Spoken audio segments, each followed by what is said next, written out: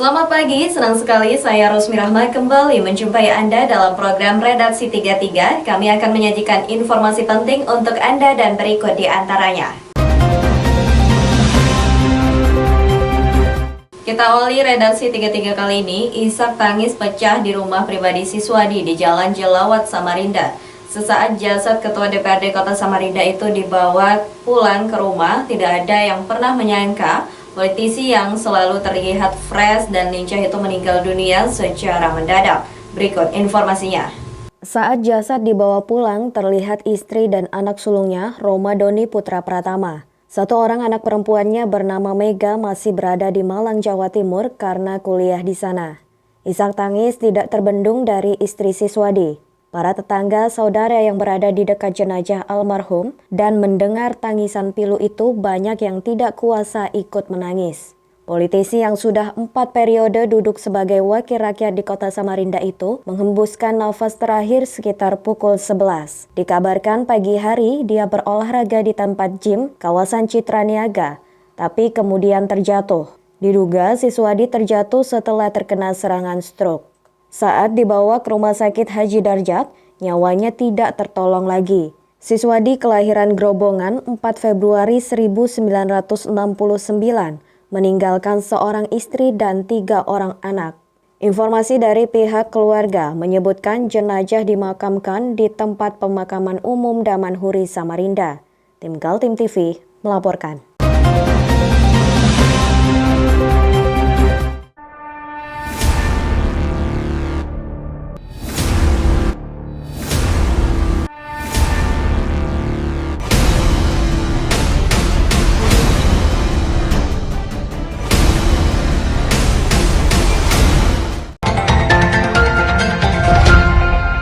Ketua DPRD Samarinda Siswadi meninggal dunia, tidak ada yang pernah menyangka. Sehari sebelumnya, wakil rakyat dari PDI Perjuangan itu masih terlihat sehat saat memimpin rapat pertemuan dengan warga Pasar Segiri yang akan digusur Pemkot. Berikut informasinya.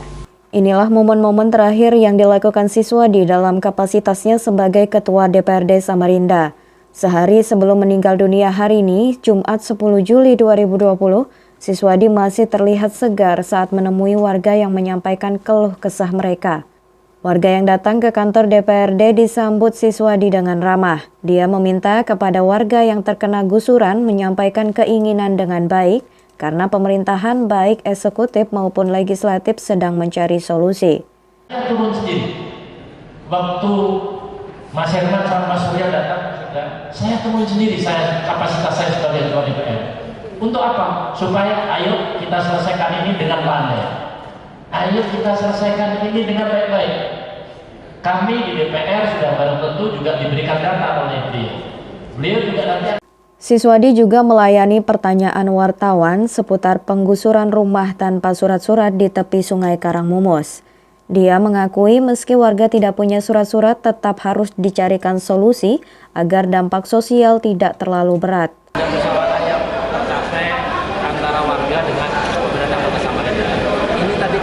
Klarifikasi. Begitu kita temukan kan ketemu juga contoh yang tadi lahannya Pak Haji Wahab yang Bako sudah dibeli sama Pak, salah satu contoh. Yang kedua masalah inventarisir, ada WC, ada yang lain, Pak mendapatkan ganti rugi, kami tidak, nyatanya juga tidak.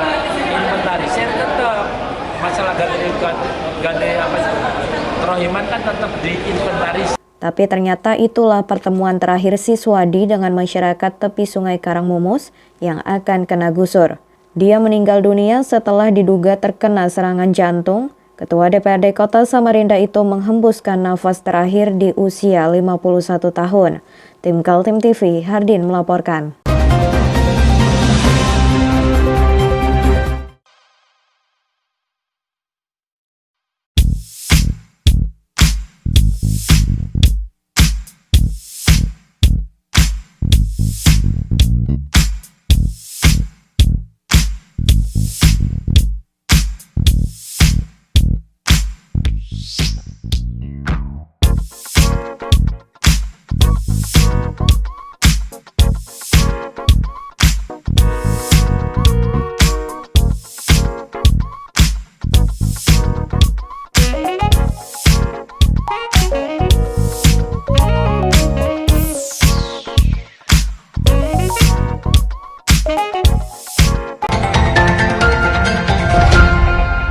mengenai upaya pembersihan tepi sungai Karangmumus di sekitar Pasar Segiri yang mendapat perlawanan warga, sekitar 200 kepala keluarga menginginkan Pemkot menyediakan pemukiman pengganti sebelum dipindahkan. Pertemuan warga dengan pemerintah terjadi di gedung DPRD Samarinda. Puluhan warga datang menumpahkan keinginan adanya relokasi sebagai pengganti tempat tinggal mereka. Salah seorang warga bernama Nadira mengatakan pemerintah Kota Samarinda sudah melakukan sosialisasi rencana penggusuran rumah-rumah mereka. Dari beberapa kali pertemuan dijanjikan ada relokasi, warga dipindahkan ke lahan yang disediakan pemerintah. Mereka akan ini sosialisasi, berarti kalau sosialisasi kita ini warga mengharap, Pak. Pak Sunan mengatakan pada saat itu akan diberikan sebuah tanah yang sudah diberi fondasi beserta sertifikat IMB lampu air yang dicicil oleh masyarakat. Kemudian bahan bangunan akan diberikan oleh pemerintah berupa bahan bangunan, bukan berupa uang sebesar 35 juta rupiah. Karena janji pemerintah Kota Samarinda tahun lalu, warga berharap ada relokasi itu dilaksanakan. Namun sampai Juli 2020, ternyata Pemkot Samarinda hanya melakukan penggusuran dan tidak ada relokasi. Saya di sini bertanya-tanya, kok tiba-tiba langsung dipindah itu? Apa gunanya sosialisasi? Kita butuh waktu, tenaga untuk sosialisasi. Hasil sosialisasi kita warga Pasar Segiri ini, Pak, mengharap, sangat mengharap. Kami cuma minta relokasi, Pak. Kami tidak bisa menyewa rumah. Sewa rumah mahal, Pak. Saya rasa apabila bapak-bapak yang di depan ini atau yang ada di ruangan ini sebagai anggota wakil rakyat berada di posisi saya saat ini atau dia berada di posisi rakyat saya atau masyarakat saya di 3 RT ini, saya yakin bukan 100% Pak, tapi 1000% Bapak akan melakukan hal seperti kami. Keinginan relokasi ini yang menjadi masalah bagi pemerintah Kota Samarinda karena menyangkut pemindahan warga yang menempati lahan tanpa sertifikat tidak diperkenankan aturan untuk dilakukan relokasi. Tim Kaltim TV, Hardin melaporkan.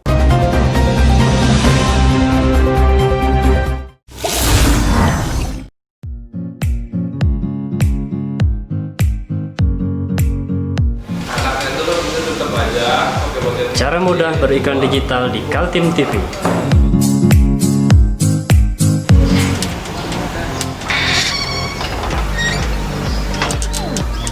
Yang pertama, jadilah sahabat Kaltim TV.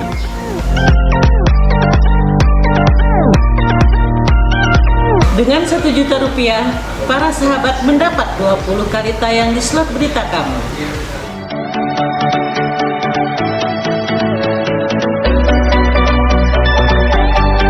Dengan 20 detik dapat menjangkau 20.000 penonton. Anda beruntung karena mendapat kesempatan perdana dari kami. Ayo jadilah sahabat Kaltim TV.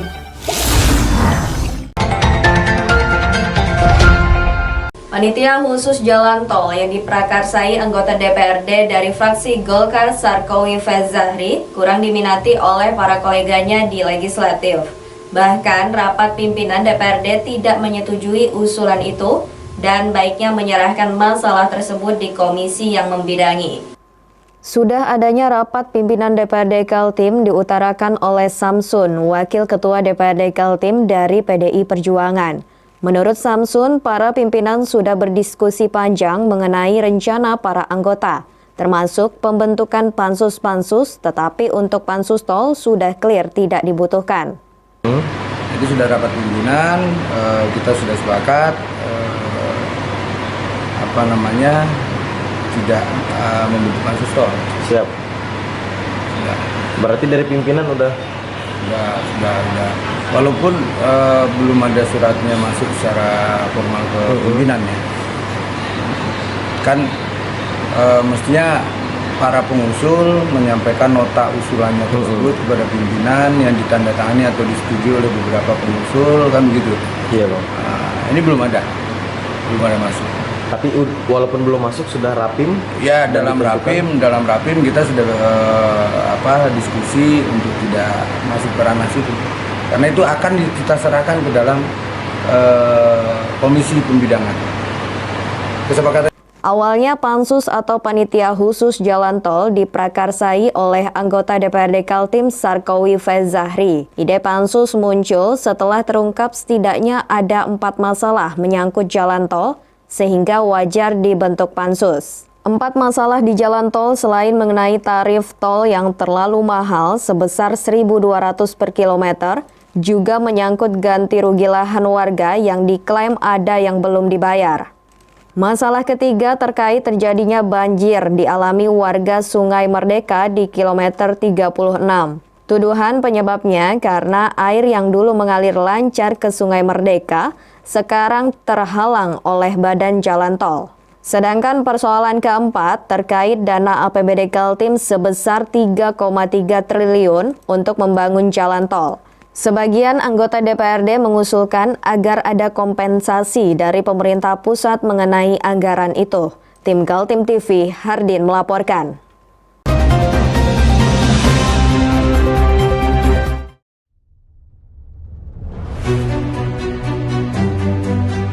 Untuk hari ini kita ada kegiatan untuk membungkus sembako untuk dibagikan ke masyarakat yang membutuhkan karena COVID-19 ini.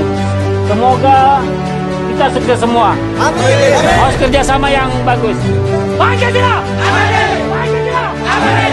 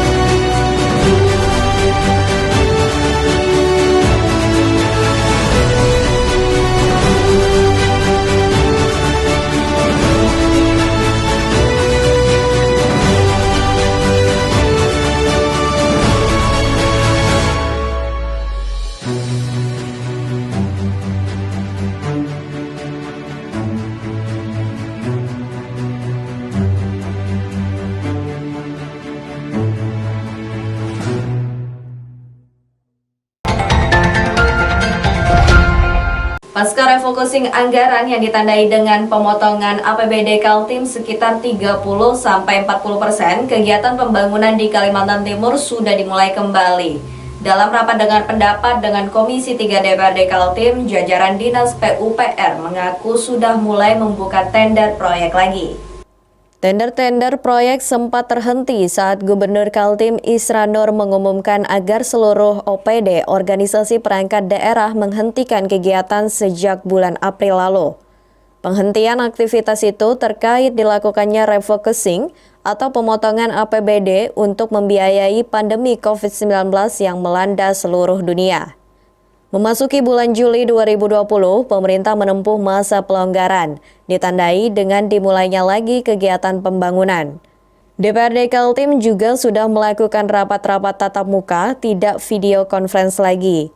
Di antaranya dengan Dinas Pekerjaan Umum Penataan Ruang dan Perumahan Rakyat atau PUPR. Progres pelaksanaan APBD 2020 yang ternyata sampai saat ini masih kurang lebih sekitar 20% progresnya, sehingga kita mendorong PUPR untuk segera melakukan rekonsiliasi dengan bagian tender WLP untuk segera menyelesaikan tender-tender tersebut supaya tidak terlambat. Karena kalau tender dilakukan bulan ini, maka 4 bulan kemudian atau 5 bulan kemudian sudah Desember. Nah, yang kita khawatirkan adalah tidak tercapainya anggaran yang sudah disetujui, yang kemudian akan menjadi silva lagi nanti ke depannya. Nah, kalau sudah menjadi silva itu kita akan Aji Seno mengatakan targetnya bulan Juli sampai pertengahan Agustus seluruh proyek fisik sudah dilepas kepada pemenang tender, sehingga proyek berjalan memenuhi waktu yang ditentukan.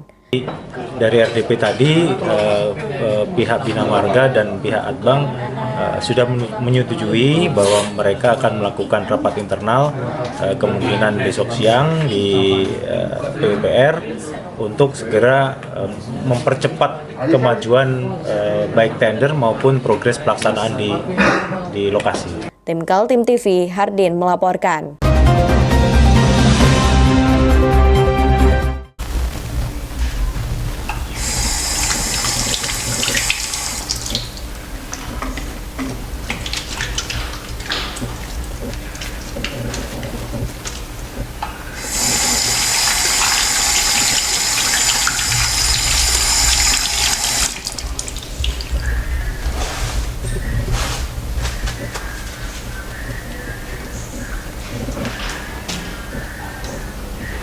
Meskipun di rumah saja, kita tetap selalu menjaga kesehatan, cuci tangan, menggunakan hand sanitizer.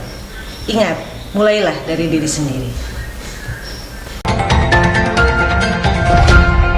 Demikian redaksi 33 kali ini. Informasi lainnya dapat Anda simak melalui situs website kami www.kaltim.tv, channel YouTube dan fanpage Facebook Kaltim TV. Saya Rosmi Rahma bersama kerabat kerja yang bertugas pamit undur diri dan sampai jumpa.